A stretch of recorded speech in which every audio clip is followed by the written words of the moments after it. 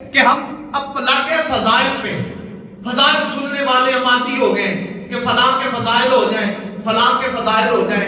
ان فضائل اور واہ واہ اور سبحان اللہ نے وہ جو خطیب تھا، وہ جو مبلغ تھا، وہ جس نے راہ راست دکھانی تھی، وہ جس نے کالا کالا رسول اللہ کے حسن معاشرت سکھانے تھے، جس نے انسان کو بتانا تھا حق کیا ہے، اسلام کیا ہے، دین کیا ہے، عمل کیا ہے.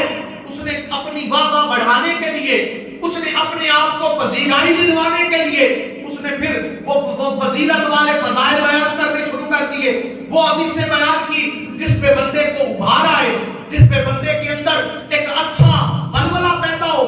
ٹھیک ہے، ان کی بھی ضرورت ہے، پر مجھے بتاؤ دین کہاں سے سیکھنا ہے؟ میرے نبی نے جو دین کا حکم دیا وہ کہاں سے سیکھنا ہے؟ وہ عمل کہاں سے سیکھنا ہے؟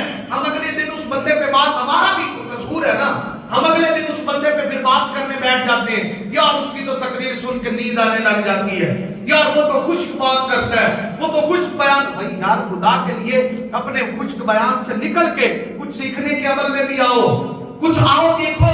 میرے نبی صلی اللہ علیہ وسلم سے کسی نے پوچھا، صحابی نے پوچھا، یا رسول اللہ بہترین اسلام کیا ہے؟ بولیے گا کیا بہترین ہے اسلام کیا ہے؟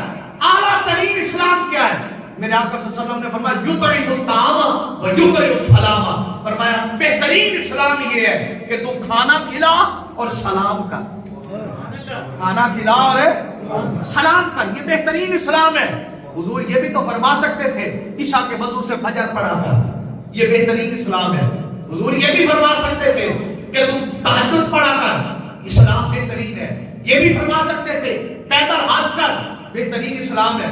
یہ بھی فرما سکتے تھے لمبی داڑھی رکھ، جبہ پہن، دستار پہن، پیر بن جا، یہ بہترین اسلام ہے. مبلغ بن جا، یہ بہترین اسلام ہے. سرکار کہہ سکتے تھے تسبیح ہاتھ میں رکھا کر، یہ بہترین اسلام ہے. نہیں، یہ سیکنڈ پرائرٹیز ہے، یہ اگلا سٹیپ ہے. بہترین اسلام یہ ہے، میرے نبی نے فرمایا جس کو تو جانتا ہے اور جس کو نہیں جانتا ہر اس پر سلامتی بھیجا کر، یہ بہترین اسلام ہے. ہر اس شخص پر سلامتی بھیجا کر جسے تو جانتا ہے جسے نہیں جانتا، یہ بہترین اسلام ہے. اور فرمایا یطعم الطعام، کھانا کھلایا کر. کیا کیا کر؟ کھانا کھلایا کر.